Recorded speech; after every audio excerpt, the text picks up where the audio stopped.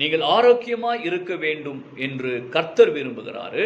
அப்படி நீங்கள் ஆரோக்கியமாய் இருக்க வேண்டும் என்ற எண்ணம் உங்களுக்குள்ள இருந்தால், விருப்பம் இருந்தால், வேதத்தில் 2 காரியங்களை கர்த்தர் சொல்லுகிறார். அதை நாம தெரிந்து கொள்வதற்கு முன்பாக உங்களுடைய ஃப்ரெண்ட்ஸ்க்கு நீங்கள் இதை ஷேர் பண்ணுங்கள். உங்களுடைய நண்பர்களும் ஆரோக்கியமாக இருக்கட்டும். உங்களுடைய குடும்பத்தாருக்கு இதை ஷேர் பண்ணுங்கள், அவர்களும் ஆரோக்கியமாக இருக்கட்டும்.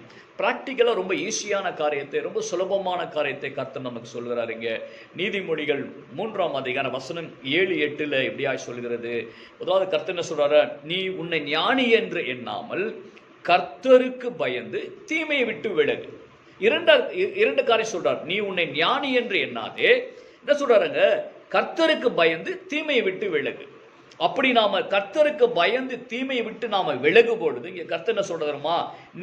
நீ அது உன் நாபிக்கு ஆரோக்கியமும் உன் எலும்புகளுக்கு ஊனுமாகும். உன் நாபிக்கு ஆரோக்கியமும் உன் எலும்புகளுக்கு ஊனும். நாபி என்று சொல்லும்போது நம்முடைய சரீரத்திற்கு ஆரோக்கியத்தை கொடுக்கும்.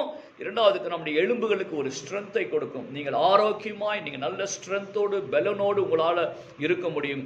அதற்கு முதலாக நாம் செய்ய வேண்டிய காரியம் என்ன? கர்த்தருக்கு பயப்பட வேண்டியது. இரண்டாவது, தீமையை விட்டு நாம் விலக வேண்டும். கர்த்தருக்கு நாம் பயப்படும் பொழுது கர்த்தர் நமக்கு ஏற்படுகிற தீமைகளை அவர் பார்த்து கொள்வார். இரண்டாவது, நாம தீமையை விட்டு நாம விலகி இருக்கிற பொழுது நமக்கு எந்த விதமான டென்ஷன்ஸ் இருக்காது, குழப்பம் இருக்காது, வேதனை இருக்காது, பயம் ஏற்படாது. ஆகவே கர்த்தர் சொல்வார், நீ தீமையை விட்டு விலகி நில்லு. உனக்கு தீமை செய்கிறவர்களை நான் பழி தீர்த்துக் கொள்வேன் கர்த்தர் சொல்றார். ஆகவே நீங்கள் ஆரோக்கியமாக இருக்க வேண்டும் என்றால் 2 காரியம். ஒன்று, கர்த்தருக்கு பயப்படுதல். இரண்டாவது, தீமையை விட்டு நாம் விலகி இருக்க வேண்டும். நீங்கள் ஆரோக்கியமாக இருக்க வேண்டும் என்பதை தான் இந்த பணித்தொழில் வழியாய் கர்த்தர்களோடு கூட பேசுகிறார். ஃப்ரெண்ட்ஸ், கர்த்தருக்கு பயப்படுங்க.